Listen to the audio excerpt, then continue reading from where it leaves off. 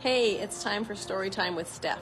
Welcome to French Lick, Indiana, where I am on my rocker, losing my rocker at the historic French Lick Hotel.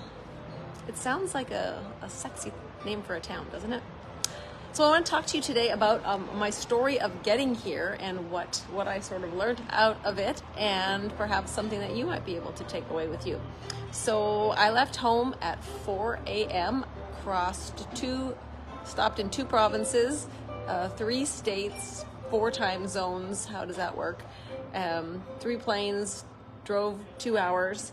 And by the time I got to my rental car, I was 3 or 4 out of the things on the HALT scale: hungry, angry, lonely, and tired. I just wanted to get where I was supposed to get, and I was hoping to get here before dark, but that wasn't happening. So the road I took was very deserted and very dark and very twisty, and yeah, I wasn't having a great drive. Let's just put it that way.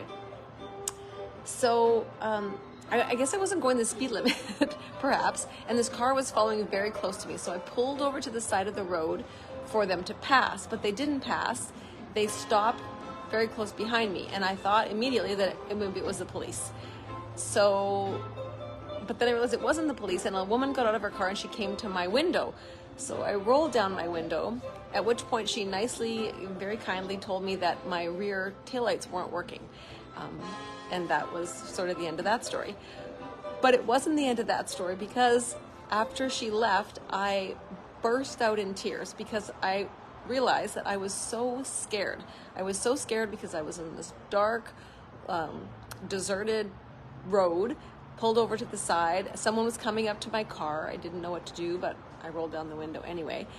And the reason I was so petrified was because I had watched a stupid movie on the plane called Maggie Moore's, which they billed as a comedy, which was not a comedy.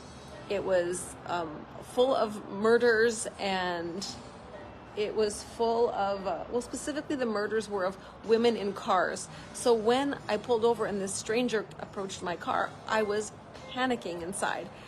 And there was really no reason to panic, but because I had watched this movie. And the thing that made me so mad is that I know I cannot handle, I call it junk food for my brain. So super negativity, supreme anger, violence, even scary music. I can't handle it. I don't like what it does to me. I don't allow it into my brain. But I started this movie because it said comedy and Tina Fey was in it, and I thought surely it would be funny.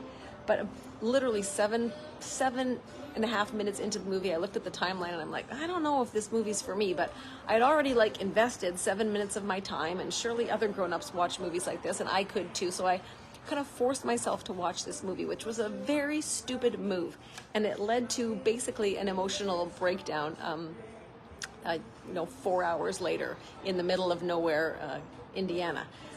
So my question for you is, what's junk food for your brain? What do you allow into your mind or brain or circle of influence that you shouldn't, that you know better, you well enough to know that you don't tolerate it well? That's definitely my takeaway. Just because I invested 7.5 minutes into this show, I was in charge of the off button. I could have turned it off. I know me, and I know what I can tolerate. So know you, know what you can tolerate, and say no to things that are junk food for your brain, because it's just not worth it. Shout out to my daughter-in-law and her wife, who I was talking to on my drive, and then I said, I gotta go, when I saw the car pull up behind me, but they didn't hang up the phone, and they stayed on the phone with me until I got to my hotel, because I was so distraught from all this, and they stayed on the phone with me the whole time. So that was really sweet. So shout out to them. Have a good day, folks.